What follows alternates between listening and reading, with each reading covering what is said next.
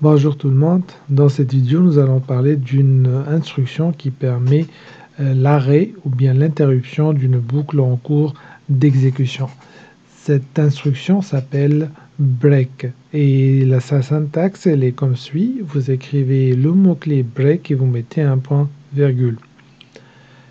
Le break il provoque la sortie immédiate de la boucle.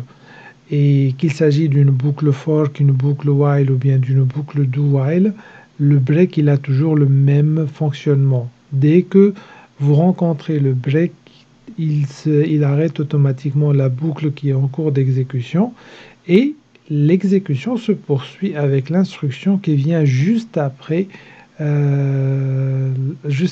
boucle. Bien sûr, cette instruction-là, elle est généralement utilisée moyennant une condition.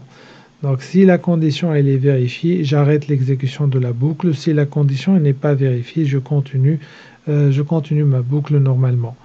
Et lorsque la condition elle est vérifiée et vous avez votre break, automatiquement les instructions qui sont à l'intérieur de la boucle qui viennent après le break ne seront pas exécutées. Pour bien comprendre cette instruction break, nous allons utiliser l'exemple suivant. On voudrait définir en fait un petit programme qui permet de lire 10 nombres à partir de la console et de calculer la somme des nombres saisis par l'utilisateur. L'arrêt, il sera automatique lorsque vous allez taper les 10 nombres. Mais aussi, si l'utilisateur il saisit 999, cela aussi va provoquer l'arrêt de la boucle indépendamment de la valeur du compteur, c'est-à-dire indépendamment du nombre de valeurs qui ont été saisies, est-ce qu'on a atteint les 10 nombres ou pas. Donc pour réaliser ça, nous allons aller dans IntelliJ et nous allons écrire notre programme. Donc on va commencer tout d'abord par définir notre scanner. SC, parce qu'on va lire à partir du clavier, donc on aura besoin de notre scanner qui va lire les entiers. Scanner system.in pour l'entrée standard. Nous aurons aussi besoin d'une variable qui va contenir la somme, que je vais appeler S, dans la valeur initiale qui est égale à 0. Ensuite, puisque nous allons saisir 10 entiers, on aura besoin d'une boucle pour la saisie des 10 entiers. Cette boucle-là, la meilleure chose, c'est la boucle for. Pourquoi? Parce qu'on connaît exactement le nombre d'itérations que nous allons faire. Donc for int i, notre compteur, qui commence à partir de 0. Et puisqu'on va avoir 10 valeurs, donc i strictement inférieur à 10, point virgule, i plus plus. Donc je vais partir de 0 jusqu'à arriver à la valeur 9. De 0 à 9, nous avons nos 10 entiers que nous allons saisir. Ensuite, nous allons ouvrir les accolades. On va saisir une variable.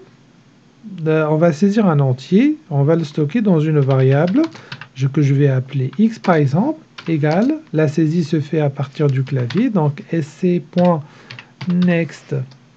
int. On a récupéré l'entier à partir du clavier. On peut bien sûr donner à l'utilisateur un petit message pour lui indiquer qu'est-ce qu'il va saisir. Donc system.out.print et on va lui dire de saisir un entier. Voilà. Donc j'ai récupéré le x. Pour faire la somme, c'est très simple, je fais S égale à l'ancienne somme plus la valeur de x. Donc S, la nouvelle somme, elle est égale à l'ancienne somme, c'est-à-dire 0, plus la valeur que je vais saisir. Et dans la prochaine itération, si j'ai saisi x égale à 1, S va contenir 1.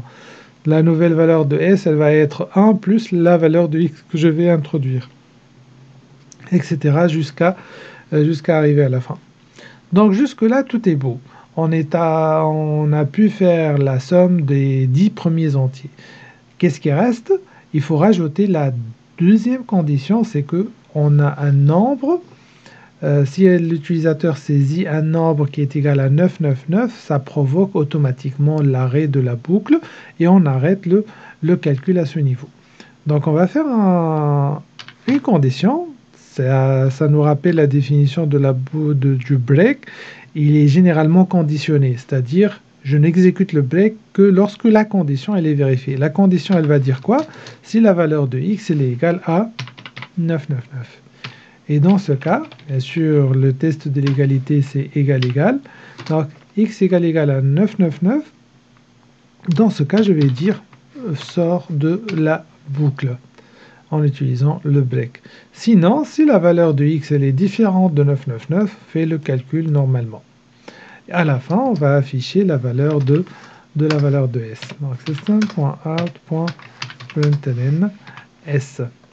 Si on récapitule, on a la définition du scanner pour lire les entiers à partir du clavier. On a la définition de la variable s qui représente la somme.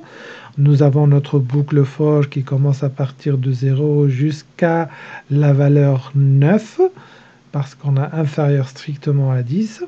Et l'incrémentation de notre compteur à chaque itération. Donc on va commencer, et pour faire la saisie d'un entier, donc nous avons fait appel à nextInt pour saisir un entier x, et cet entier on l'a comparé par rapport à 999. Est-ce que c'est égal à 999? Dans ce cas je sors, s'il n'est pas égal à 999, je fais la somme et je passe à l'itération suivante. À titre de rappel aussi, la variable s elle est visible à partir de ce point jusqu'à l'accolade de fermeture de la méthode main. La même chose, sc elle est valide à partir de ce point jusqu'à ce qu'on arrive à la fin de la méthode main. Et la variable i elle est visible uniquement à l'intérieur de la boucle.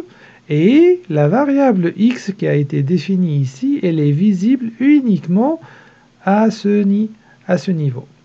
Donc je ne peux pas la voir ni avant ni après. Voilà, donc on va exécuter pour vérifier si notre code est correct ou pas. Donc l'exécution, elle va nous dire saisir un entier. On va saisir par exemple 5. Il va me demander de saisir un autre entier. Donc 4, 1, 2, 5, 4, 4, 8, 4, 2. Et voilà, il a fait le calcul des 10 entiers. Donc là, le break ne s'est pas exécuté parce que je n'ai aucune valeur de x qui est égale à 999. Donc on va réexécuter maintenant et on va introduire une valeur de x qui va être égale à 999. Donc on va commencer par 5 et 999. Donc qu'est-ce qu'il fait le programme? Dès qu'il rencontre la valeur 999, il va sortir de la boucle sans exécuter le code qui se trouve après. C'est la raison pour laquelle je trouve que la valeur de somme elle est égale à 5, qui est la première valeur que j'ai saisie. Merci pour votre attention et on se voit dans une vidéo prochaine.